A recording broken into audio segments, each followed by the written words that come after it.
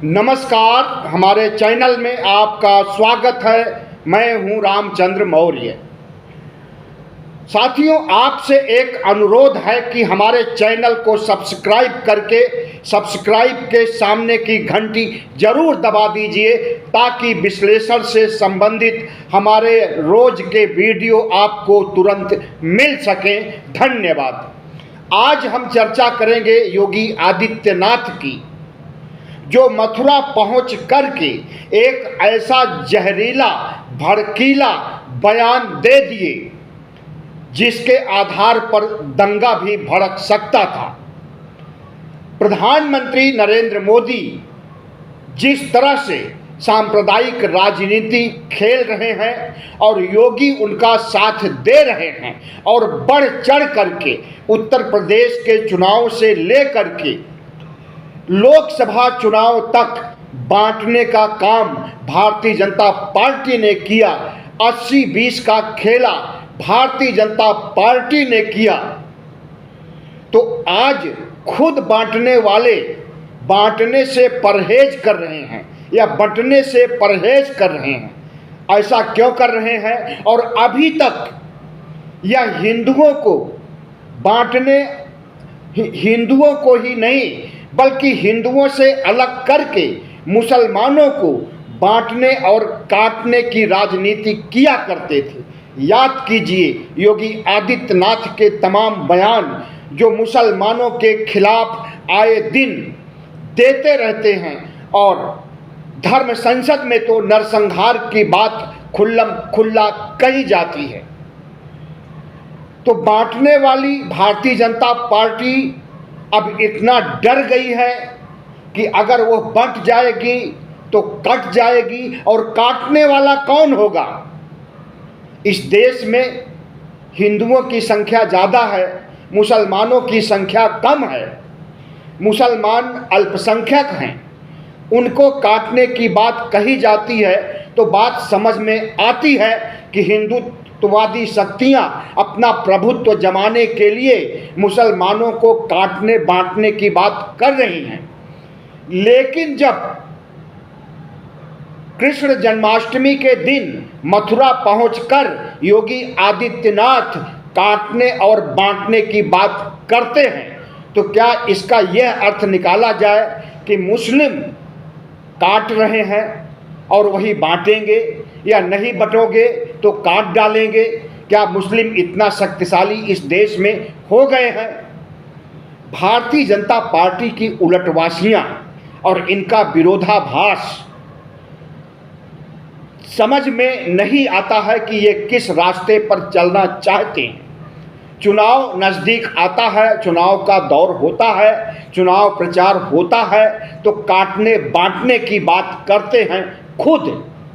लेकिन जब चुनाव नहीं है, एक त्यौहार है, और ऐसा त्यौहार जो कृष्ण से जुड़ा हुआ है, उस त्यौहार के दिन अगर काटने बांटने की बात योगी आदित्यनाथ कर रहे हैं और बांग्लादेश का उदाहरण दे रहे हैं, तो इसका क्या अर्थ लगाया जाए? हम तो यही समझते हैं कि भारतीय जनता पार्टी के लोग डर गए हैं बांग्लादेश में हुए तख्तापलट से, क्योंकि बांग्लादेश में जो स्थितियां थी वही स्थितियां कमोबेश भारत में भी हैं।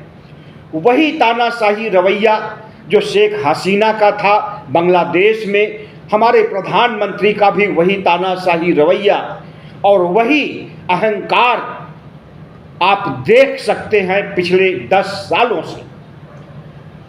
तो जिस तरह से जो परिस्थितियां बांग्लादेश में थी, क्या वही परिस्थितियां भारत में विद्यमान हो रही हैं? और क्या यहाँ पर भी तख्तापलट होगा?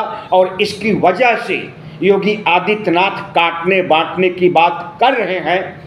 भारतीय जनता पार्टी की नवनिर्वाचित सांसद कंगना राणावत, जो कि हीरोइन भी हैं, उन्होंने भी इस तरह का बयान दिया है कि भारत में ऐसी परिस्थितियां उत्पन्न की जा रही हैं जो परिस्थितियां बांग्लादेश में थी।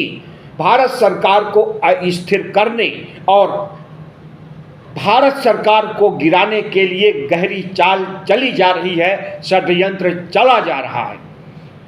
तो हमें लगता है कि राहुल गांधी के बढ़ते ग्राफ से और राहुल गांधी ने जो इलाहाबाद में 2 दिन पहले बयान दिया था संविधान सम्मेलन के दौरान, उसकी बहुत प्रतिक्रिया हुई है मनुवादी शक्तियों के बीच, दक्षिणपंथी शक्तियों के बीच और आरएसएस के बीच। और राहुल गांधी को ट्रोल करने के लिए जिस तरह से अनर्गल प्रलाप किया जा रहा है, जिस तरह से कुतर्क गढ़ा जा रहा है, उसे इस देश की जनता समझ रही है। और योगी आदित्यनाथ का भी इशारा राहुल गांधी की तरफ था, जो कि बांटने का काम कर रहे हैं। भारतीय जनता पार्टी और आरएसएस की नज़र में हिंदुत्व को खंडित करने, हिंदुत्व को बांटने का काम राहुल गांधी कह रहे हैं। और ऐसा हम इस आधार पर कह रहे हैं कि भारतीय जनता पार्टी के नेता, आईटी सेल, गोदी मीडिया सब चीख चीख करके कह रहे हैं कि राहुल गांधी जातिवाद फैला रहे हैं, जाति के आधार पर समाज को बांट रहे हैं, अगड़ा पिछड़ा करके इस देश के सौहार्द को, समरसता को खत्म कर रहे हैं। जबकि राहुल गांधी क्या कर रहे हैं इसे भी वह अच्छी तरह समझते हैं। और वही नहीं, पूरा देश समझता है, आरएसएस भी समझता है और पूरा भगवा गैंग भी समझता है कि जो कुछ राहुल गांधी कर रहे हैं उसमें बांटने की बात नहीं है, बल्कि एक बड़ी जाति के समूह को उनका हक अधिकार दिलाने की बात की जा रही है। इस देश के बहुसंख्यक नागरिकों को, जो कि गरीबी रेखा के नीचे जहालत की ज़िंदगी जी रहे हैं, शिक्षा का अभाव है, धन का अभाव है और सबसे बड़ी तो उनकी आंखें बंद हैं। और जिस तरह से मनुवाद के शिकंजे में कसे हुए हैं, गुलामी ढो रहे हैं, वर्ण व्यवस्था के शिकार हैं, उन्हें उस जहालत से निकालने और राष्ट्र की मुख्य धारा में लाने, उन्हें संपन्न बनाने, उनकी गरीबी दूर करने और उन्हें इस राष्ट्र की मुख्य धारा से जोड़ने के लिए अगर राहुल गांधी जो अभियान चला रहे हैं इसको जातिवाद कह करके खंडन किया जाएगा तो इस देश की जनता इस पर विश्वास नहीं करेगी। भले ही योगी आदित्यनाथ कहें कि राहुल गांधी बांटने का काम कर रहे हैं और जब हम बंट जाएंगे तो हमें कोई काट देगा और हम कट जाएंगे। योगी आदित्यनाथ को समझ लेना चाहिए कि अब उनकी भगवाधारी दक्षिणपंथी राजनीति नहीं चलने वाली है।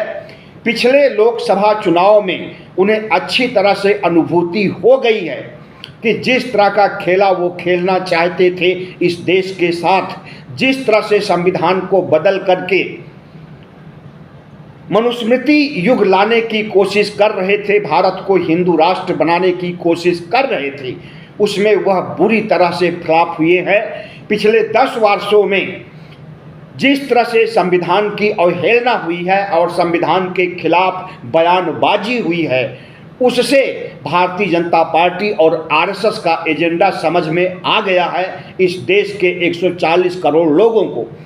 और हम समझते हैं कि इस देश की सवर्ण जातियां भी न्याय के लिए पीछे कदम नहीं हटाएंगी। और न्याय का तकाजा यही है कि जो पिछड़ा है उसे साथ लिया जाए और जो अगड़ा है, हम ये नहीं कहते कि उसे आगे जाने से रोका जाए, लेकिन जो पिछड़ गए हैं उन्हें साथ लिया जाए। इस बात को सवर्ण समाज भी समझता है अच्छी तरह से, लेकिन 80-20 का खेला खेल करके इस देश के हिंदुओं में जो डर और भय और नफरत पैदा किया जा रहा है, इसे भी सवर्ण समाज, ओबीसी समाज, दलित समाज, आदिवासी समाज, हर कोई समझ रहा है। लेकिन योगी आदित्यनाथ के सामने किसी को मुंह खोलने और उनके बात को इनकाउंटर करने और उनके बात का खंडन करने का मादा किसी के पास नहीं है, खास करके उत्तर प्रदेश के लोगों के पास। क्योंकि योगी आदित्यनाथ ने पिछले 7 सालों में जिस तरह से आतंक मचाया है और जिस तरह से पुलिसिया राज बना दिया है उत्तर प्रदेश को, और जिस तरह से बुलडोजर का इस्तेमाल करके बुलडोजर बाबा बन गए हैं और बुलडोजर आतंक का प्रतीक हो गया है, और वह बुलडोजर जो कि मुसलमानों के घरों पर चलता है, हिंदू कितना भी बड़ा गुनाह करे लेकिन उसके घर पर बुलडोजर कभी नहीं चलता है। मुस्लिम कोई भी गुनाह न करे उसके ऊपर, उसके घरों के ऊपर बुलडोजर चल जाता है। और किस तरह से मुसलमानों का निशाना बना रहे हैं योगी आदित्यनाथ, और किस तरह से आए दिन जहरीले भड़कीले बयान देते रहते हैं, उसे इस देश की जनता अच्छी तरह समझ रही है और सबक सिखाने के बारे में भी सोच रही है। वैसे हल्का सबक तो मिल ही गया है 2024 के चुनाव में, खास करके उत्तर प्रदेश में जब योगी आदित्यनाथ को बड़ी हार मिलती है। चले थे मिशन 80 लेकर के कि 80 की 80 सीटें हम जीत लेंगे। 2014 में 72 सीटें जीत लिए, 2019 में 62 सीटें जीत लिए, तो इस बार अनुमान लगाए थे कि हम 80 सीटें जीतेंगे और विपक्ष को 0 सीट मिलेगी। लेकिन हुआ उसका उल्टा।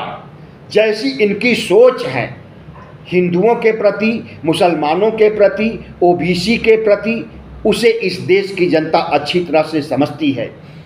ओबीसी के नेता अखिलेश यादव हैं जो कि उत्तर प्रदेश की नंबर 2 पार्टी इस समय है और कई बार इनकी सरकार रह चुकी है। मुलायम से लेकर के अखिलेश तक कई बार इनकी सरकार बनी है।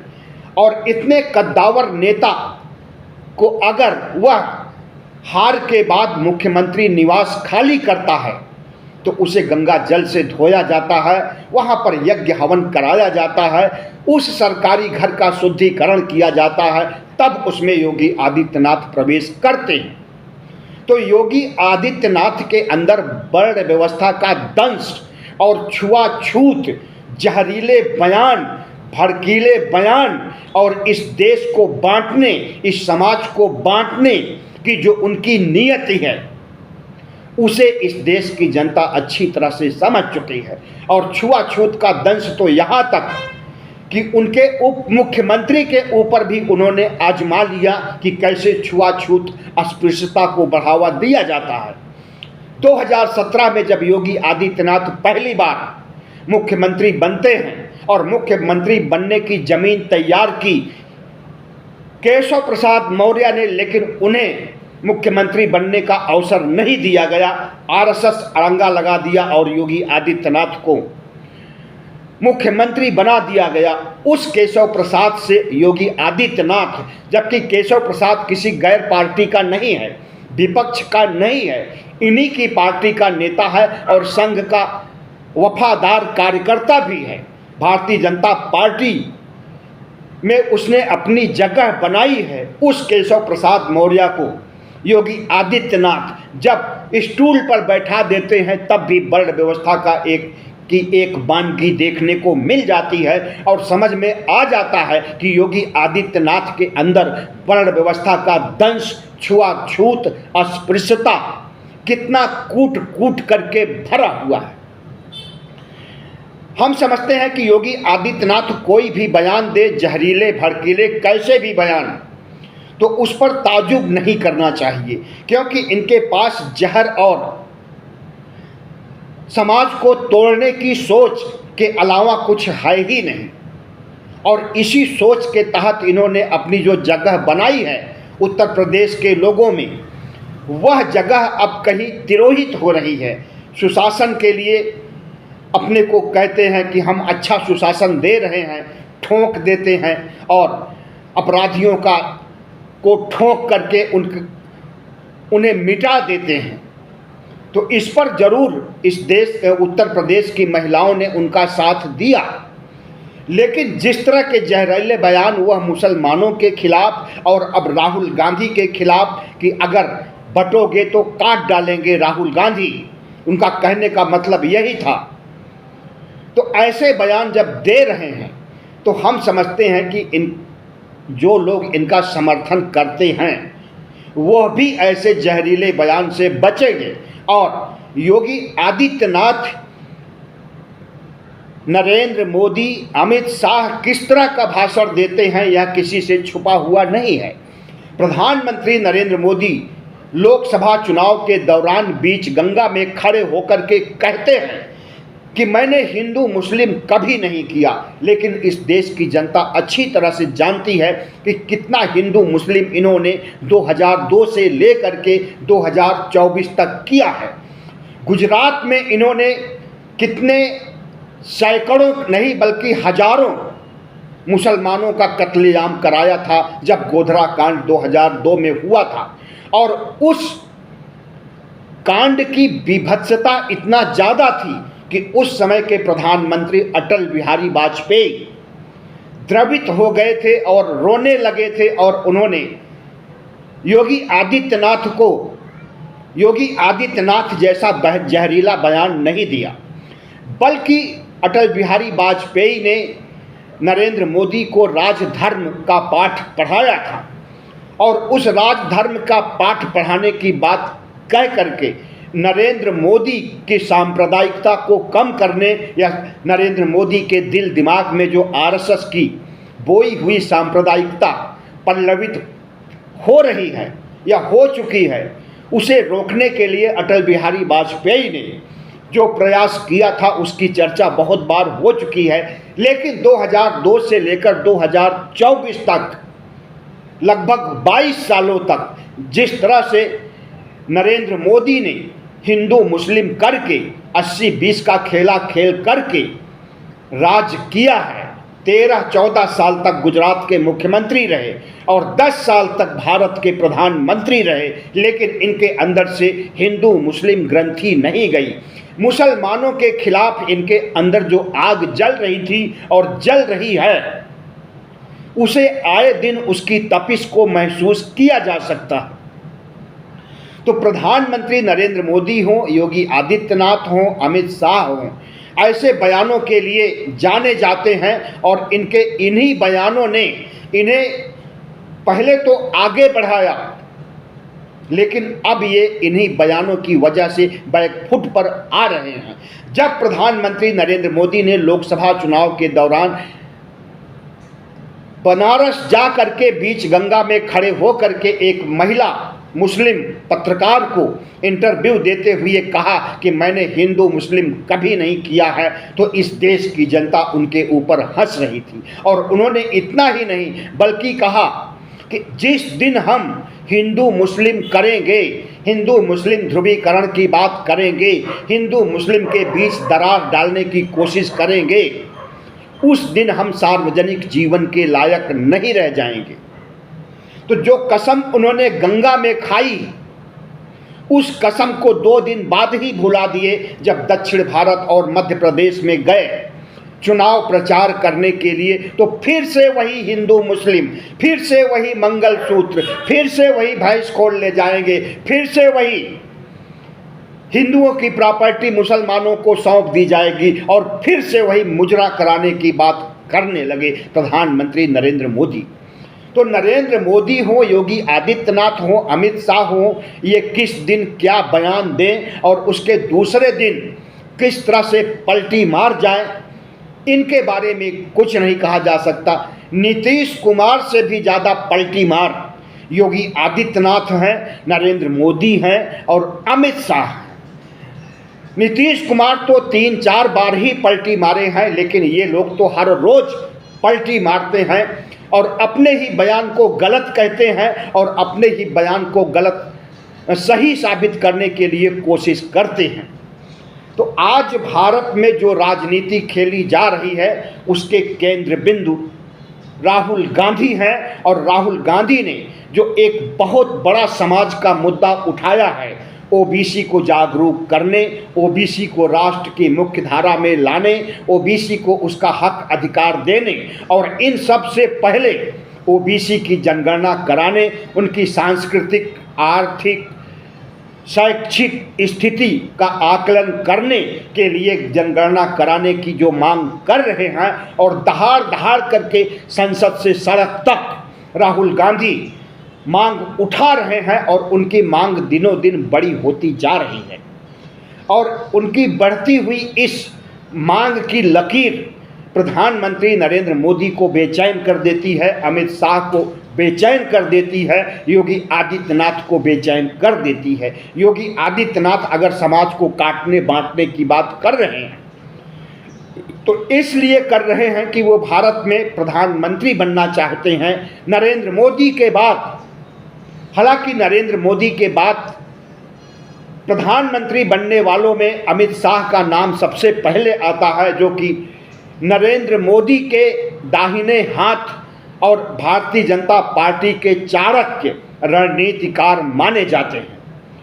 तो अमित शाह को पीछे छोड़ने के लिए योगी आदित्यनाथ इस तरह के भड़कीले और जहरीले बयान दे करके प्रधानमंत्री नरेंद्र मोदी के बाद अपनी लकीर बड़ी कर रहे हैं और अमित शाह की लकीर को मिटाना चाहते हैं। यह संघ की नज़रों में हीरो बनना चाहते हैं और संघ उसी को हीरो मानता है जो ज़्यादा बड़बोलापन की बात करता है, जो ज़्यादा जहरीला बयान देता है, जो ज़्यादा भड़कीला बयान देता है, जो मुसलमानों के खिलाफ बयान देता है, जो काट डालने मार डालने की मानसिकता रखता है और अपराधी प्रवृत्ति का होता है, उसे आरएसएस आगे बढ़ाता है। और पहले यही आरएसएस केशव प्रसाद मौर्य का पत्ता गोल करके योगी आदित्यनाथ को उत्तर प्रदेश का मुख्यमंत्री बनाया और अब वही आरएसएस अमित शाह का डब्बा गोल करके नरेंद्र मोदी का उत्तराधिकारी बनाना चाहता है। और इसके लिए आरएसएस भारतीय जनता पार्टी पर अपनी पकड़ बनाता जा रहा है, यहाँ तक कि अपनी मर्जी का अध्यक्ष भी उतारना चाहता है। अध्यक्ष पद के लिए 31 अगस्त से 2 सितंबर तक केरल में आरएसएस की बैठक होने जा रही है और इसी बैठक में तय हो जाएगा कि आरएसएस का अगला भारतीय जनता पार्टी का अगला अध्यक्ष कौन होगा। और वह देखिएगा आप कि संघ के बीच से कोई प्रचारक स्वयंसेवक ही निकल करके आएगा जिसे भारतीय जनता पार्टी का अध्यक्ष बनाया जाएगा और उसके जरिए भारतीय जनता पार्टी पर कब्जा जमाने का काम आरएसएस करेगा। आज एक बात और सुनने में आई है कि जो 4 राज्यों में उपचुनाव होने वाले हैं और उत्तर प्रदेश में 10 सीटों का चुनाव होने वाला है, इसकी कमान आरएसएस ने संभाल ली है। उसे अब मोदी और शाह के नेतृत्व पर कि ये चुनाव जिता सकते हैं 4 राज्यों के और उपचुनाव, अब उसे विश्वास नहीं रह गया है। इसलिए अपने हाथ में कमान ले लिया है आरएसएस और यह चुनाव किसी भी तरह से जीतने की कोशिश करेगा। किसी भी तरह का मतलब चुनाव में गड़बड़ी और चुनाव आयोग के ऊपर प्रभाव डाल करके या फिर बूथ लेवल पर बड़े पैमाने पर धांधली करा करके चुनाव जीतने की कोशिश की जाएगी। और इसके लिए अब नरेंद्र मोदी और अमित शाह के हाथ से पासा निकल चुका है और उसे आरएसएस ने हड़प लिया है। तो आरएसएस चाहता है कि भारतीय जनता पार्टी पर उसका कब्जा हो जाए और नरेंद्र मोदी और अमित शाह अब चुनाव जिताऊ चेहरा नहीं रह गए हैं, इसलिए इन्हें अलग किया जाए। या तो ये मार्गदर्शक मंडल में चले जाएं या फिर झोला उठा करके गुजरात चले जाएं। इसी तरह से योगी आदित्यनाथ को जिस तरह से संघ बढ़ावा दे रहा है, उसी की वजह से योगी आदित्यनाथ जहरीले भड़कीले बयान देते हैं। और त्योहारों के दिन अगर मथुरा में जा करके जन्माष्टमी के दिन वह काट डालने मार डालने काटने और बांटने की बात कह रहे हैं, तो राहुल गांधी पर निशाना साध रहे हैं और अमित शाह पर निशाना साध रहे हैं। बहुत बहुत धन्यवाद। हमारे चैनल को सब्सक्राइब कीजिएगा, लाइक कीजिएगा और शेयर कीजिएगा।